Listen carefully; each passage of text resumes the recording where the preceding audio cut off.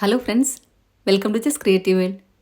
ഇന്നത്തെ റെസിപ്പി വളരെ എളുപ്പത്തിൽ നമ്മൾക്ക് ഉണ്ടാക്കാൻ പറ്റിയ രസമാണ്. ഇതിന് നമ്മൾക്ക് രസപ്പൊടിയുടെ ഒന്നും ആവശ്യമില്ല, അതുപോലെ തന്നെ മല്ലിപ്പൊടി ഇതൊന്നും ആഡ് ചെയ്യുന്നില്ല. അതൊന്നുമില്ലാതെ തന്നെ വളരെ ഈസി ആയിട്ട് നമുക്ക് ഉണ്ടാക്കാൻ പറ്റും. അതേസമയം ഭയങ്കര ടേസ്റ്റാണ് ഈ രസത്തിന്. രസം ഇഷ്ടമില്ലാത്തവരാണെങ്കിൽ പോലും അറിയാതെ കഴിച്ചു പോകും. അപ്പോൾ നമ്മൾക്ക് നോക്കാം ഇതെങ്ങനെയാണ് എളുപ്പത്തിൽ തയ്യാറാക്കുന്നതെന്നുള്ളത്. അതിനായിട്ട് 2 തക്കാളി ഞാൻ എടുത്തിട്ടുണ്ട്. പിന്നെ 10-11 വെളുത്തുള്ളി അല്ലി എടുക്കാം. 3 പച്ചമുളക് എടുത്തിട്ടുണ്ട്. കുറച്ച് കറിവേപ്പില മാത്രം എടുക്കാം. പിന്നെ വേണ്ടത് മല്ലിയിലയാണ്. മല്ലിയില നമ്മൾ എടുക്കുമ്പോൾ നല്ല ഫ്രഷ് ആയിട്ടുള്ള മല്ലിയില തന്നെ രസത്തിന് എടുക്കണം. അപ്പോഴാണ് നല്ല ടേസ്റ്റ് ഉണ്ടായിരിക്കുക, നല്ല മണം ഉണ്ടായിരിക്കും. ഇനി വേണ്ടത് നെല്ലിക്ക വലുപ്പത്തിലുള്ള പുളിയാണ്. പുളിയിലേക്ക് ഞാനിവിടെ കുറച്ച് ചൂടുവെള്ളം ഒഴിച്ചു കൊടുക്കുന്നുണ്ട്. അപ്പോൾ ഇത് പെട്ടെന്ന് തന്നെ നമുക്ക് പിഴിഞ്ഞെടുക്കാൻ പറ്റും. ഇനി നമുക്ക് കുറച്ച് സാധനങ്ങൾ ചതച്ചെടുക്കാനുണ്ട്.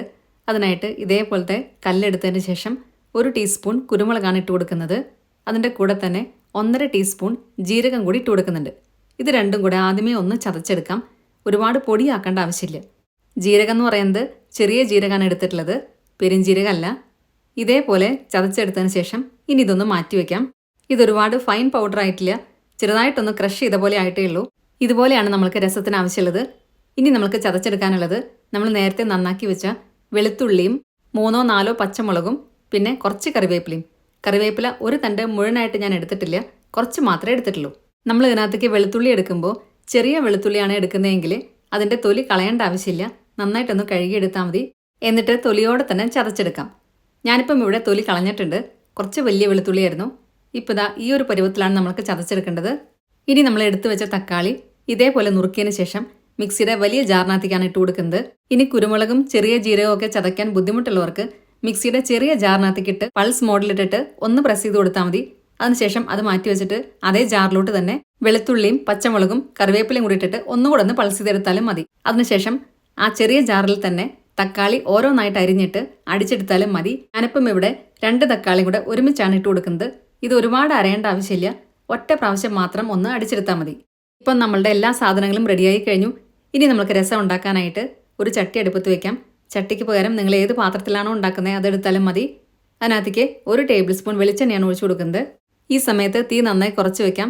ഇനി എണ്ണ നന്നായി ചൂടായി കഴിയുമ്പോൾ അതിനകത്തേക്ക് 1 ടീസ്പൂൺ കടുക് ഇട്ട് കൊടുക്കാം. കടുക് നന്നായിട്ടൊന്ന് പൊട്ടി വരണം. പൊട്ടി വന്നതിന് ശേഷം മാത്രം 2 ഉണക്കമുളക് ഇട്ട് കൊടുക്കാം. ഉണക്കമുളക് നമ്മൾ ഇതുപോലെ ഇട്ട് കൊടുക്കുന്നത് കഴുകിയിട്ടുള്ള ഉണക്കമുളകാണ് ഞാൻ ഇട്ട് കൊടുത്തിട്ടുള്ളത്. മഴക്കാലത്ത് വറ്റൽ മുളക് എങ്ങനെയാണ് കഴുകി ഉണക്കേണ്ടത്, അതുപോലെ തന്നെ പൂപ്പൽ വരാതെ എങ്ങനെ സൂക്ഷിക്കാം എന്നുള്ളതിൻ്റെയൊക്കെ വീഡിയോ ഞാൻ വേറെ ഇട്ടിട്ടുണ്ട്. അതിൻ്റെ ലിങ്ക് ഞാനിവിടെ ഡിസ്ക്രിപ്ഷൻ ബോക്സിൽ കൊടുക്കാം. കാണാത്തവരുണ്ടെങ്കിൽ അത് ക്ലിക്ക് ചെയ്ത് കണ്ടാൽ മതി. ഇനി നമ്മൾ നേരത്തെ ചതച്ച് വെച്ച കുരുമുളകും ജീരകവും കൂടിയിട്ടുള്ള മിക്സാണ് ഇട്ട് കൊടുക്കുന്നത്. ഇതും കൂടി ഇട്ട് കൊടുത്തതിന് ശേഷം കുറച്ച് നേരം ഒന്ന് വഴറ്റി കൊടുക്കുക. ഈ സമയത്തെല്ലാം ഫ്ലെയിം നന്നായി കുറച്ച് വെച്ചിരിക്കണം, അല്ലെങ്കിൽ ഇതെല്ലാം പെട്ടെന്ന് കരിഞ്ഞു പോകും. ഇനി നമ്മൾക്ക് ഇട്ട് കൊടുക്കാനുള്ളത് നമ്മൾ നേരത്തെ ചതച്ച് വെച്ച വെളുത്തുള്ളിയും പച്ചമുളകും കറിവേപ്പിലയും കൂടിയിട്ടുള്ള മിക്സാണ്. ഇനി വീണ്ടും കുറച്ച് നേരം കൂടെ ഇളക്കി കൊടുക്കുക. ഈ വെളുത്തുള്ളിയെല്ലാം നന്നായിട്ടൊന്ന് വഴന്നു വരണം. ചെറിയ വെളുത്തുള്ളി അല്ലിയാണെങ്കിൽ തൊലി കളയേണ്ട ആവശ്യമില്ല. നന്നായി കഴുകിയതിന് ശേഷം തൊലിയോടെ നിങ്ങൾക്ക് ചതച്ചെടുക്കാം, ഞാൻ നേരത്തെ പറഞ്ഞിട്ടുണ്ടായിരുന്നു. ഇപ്പോൾ ഇതായത് ഇവിടെ എല്ലാം നന്നായി വഴന്നു വന്നിട്ടുണ്ട്. ഈ സമയത്ത് നമ്മൾക്ക് ഇനി ഇതിനകത്തോട്ട് 1/2 ടീസ്പൂൺ മഞ്ഞൾപ്പൊടി ഇട്ട് കൊടുക്കാം. ഫ്ലെയിം നന്നായി കുറച്ച് വെച്ചിരിക്കുകയാണ്, ലോ ഫ്ലെയിമിലാണ് ഇരിക്കുന്നത്.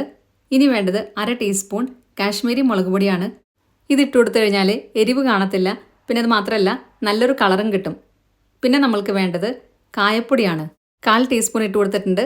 വീണ്ടും എല്ലാം കൂടെ നന്നായിട്ട് ഇളക്കി കൊടുക്കുക. കായപ്പൊടി ആദ്യമേ തന്നെ ഇട്ട് കൊടുത്തു കഴിഞ്ഞാൽ രസം അത്ര ടേസ്റ്റ് ആയിട്ട് വരത്തില്ല. ഈ ഒരു സമയത്ത് വേണം ഇട്ട് കൊടുക്കാനായിട്ട്. ഇപ്പോൾ എല്ലാം നന്നായി വഴന്നു വന്നിട്ടുണ്ട്.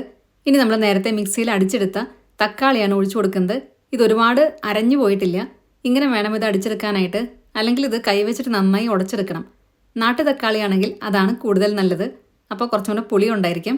ഇനി ഇതിൻ്റെ കൂടെ തന്നെ 1 കപ്പ് വെള്ളം കൂടെ ഒഴിച്ചു കൊടുക്കുന്നുണ്ട്. തീ നമ്മൾക്ക് മീഡിയം ഫ്ലെയിമിലോട്ട് ആക്കി കൊടുക്കാം, ഒരുപാട് ഹൈ ഫ്ലെയിമിൽ വെക്കേണ്ട ആവശ്യമില്ല. ഇനി നമ്മൾക്ക് ഒഴിച്ചു കൊടുക്കാനുള്ളത് നമ്മൾ നേരത്തെ പുളി വെള്ളത്തിലിട്ട് വെച്ചിട്ടുണ്ടായിരുന്നു, അത് പിഴിഞ്ഞതാണ് ഒഴിച്ചു കൊടുക്കാനുള്ളത്. പുളി നമ്മൾക്ക് ആവശ്യത്തിന് നോക്കിയിട്ട് വേണം ഒഴിച്ചു കൊടുക്കാനായിട്ട്. ഇനി വേണ്ടത് ഉപ്പാണ്. നമ്മൾ ഇതുവരെ ഇതിനകത്ത് ഉപ്പിട്ട് കൊടുത്തിട്ടില്ല. 1 ടീസ്പൂൺ ഉപ്പും കൂടി ഇട്ട് കൊടുക്കുന്നുണ്ട്. ഉപ്പിനി നോക്കിയിട്ട് ആവശ്യമാണെങ്കിൽ പിന്നീട് ഇട്ട് കൊടുക്കാം. ഇനി ഇതെല്ലാം കൂടെ നന്നായിട്ടൊന്ന് ഇളക്കിയെടുക്കുക. നേരത്തെ നമ്മൾ മല്ലിയില അവിടെ അരിഞ്ഞു വെച്ചിട്ടുണ്ടായിരുന്നു, അത് 1 പിടി ഈ സമയത്ത് ഇട്ട് കൊടുക്കാം. ഇനി ഇത് വീണ്ടും ഇളക്കി കൊടുക്കുക. ഇനി ഇത് ഹൈ ഫ്ലെയിമിൽ വെക്കേണ്ട ആവശ്യമില്ല, മീഡിയം ഫ്ലെയിമിൽ വെച്ചിട്ട് നന്നായിട്ട് ചൂടാക്കി എടുക്കുക. ഇത് തിളയ്ക്കാൻ പാടില്ല. മൺചട്ടിയിൽ ഉണ്ടാക്കുന്നവരാണെങ്കിൽ പ്രത്യേകം ശ്രദ്ധിക്കണം, കാരണം ഇത് നന്നായി ചൂടായി കഴിഞ്ഞാൽ പിന്നെ തിളയ്ക്കാൻ തുടങ്ങും. അപ്പോൾ അങ്ങനെ തിളക്കുകയാണെങ്കിൽ കുറച്ച് പച്ചവെള്ളം നിങ്ങൾക്ക് ഒഴിച്ചു കൊടുക്കാം. ഈ രസം എപ്പോഴും തിളയ്ക്കാൻ പാടില്ല, തിളച്ച് കഴിഞ്ഞാൽ ഇതിൻ്റെ ടേസ്റ്റ് മാറും. ഇപ്പോൾ ഇതാ ഇതിവിടെ നന്നായി ചൂടായി വന്നിട്ടുണ്ട്. ഇത്രയും ചൂടായാൽ മതി. ഇനി ഞാനിവിടെ ഫ്ലെയിം ഓഫ് ചെയ്യാണ്. ഇനി നമ്മൾക്ക് കുറച്ചും കൂടെ മല്ലിയില ഇതിൻ്റെ മുകളിലായിട്ട് ഇട്ട് കൊടുക്കണം. അതും കൂടി ഇട്ട് കൊടുത്തതിന് ശേഷം ഇനി ഇതൊന്ന് അടച്ചു വെക്കാം. അത്രയും മതി. നമ്മളുടെ രസം ഇവിടെ റെഡിയായി കഴിഞ്ഞു. ഞാൻ ഉപ്പെല്ലാം നോക്കിയിട്ടുണ്ടായിരുന്നു. എല്ലാം കറക്റ്റ് പാകമായിട്ടുണ്ടായിരുന്നേ. ഉപ്പ് കുറവാണെങ്കിൽ നിങ്ങൾക്ക് കുറച്ചും കൂടി ഇട്ട് കൊടുക്കാം. ഇനി നമുക്ക് കുറച്ച് സമയം കഴിഞ്ഞതിന് ശേഷം ഇത് തുറക്കാം. ഇത്രയേ ഉള്ളൂ. നല്ല ടേസ്റ്റി ആയിട്ടുള്ള രസം റെഡിയായി കഴിഞ്ഞു. രസപ്പൊടി ഒന്നും ഇല്ലാതെ തന്നെയാണ് നമ്മളിത് ഉണ്ടാക്കിയെടുത്തത്. ഈ രീതിയിൽ നിങ്ങൾ ഒരു പ്രാവശ്യമെങ്കിലും ഒന്ന് ഉണ്ടാക്കി നോക്കണം. അപ്പം എല്ലാവർക്കും ഇന്നത്തെ വീഡിയോ ഇഷ്ടമായെന്ന് വിചാരിക്കുന്നു. വീഡിയോ ഇഷ്ടമായിട്ടുണ്ടെങ്കിൽ നിങ്ങളുടെ ഫ്രണ്ട്സിനും റിലേറ്റീവ്സിനൊക്കെ ഷെയർ ചെയ്യാൻ മറക്കരുത്. സബ്സ്ക്രൈബ് കൂടെ ചെയ്യുക.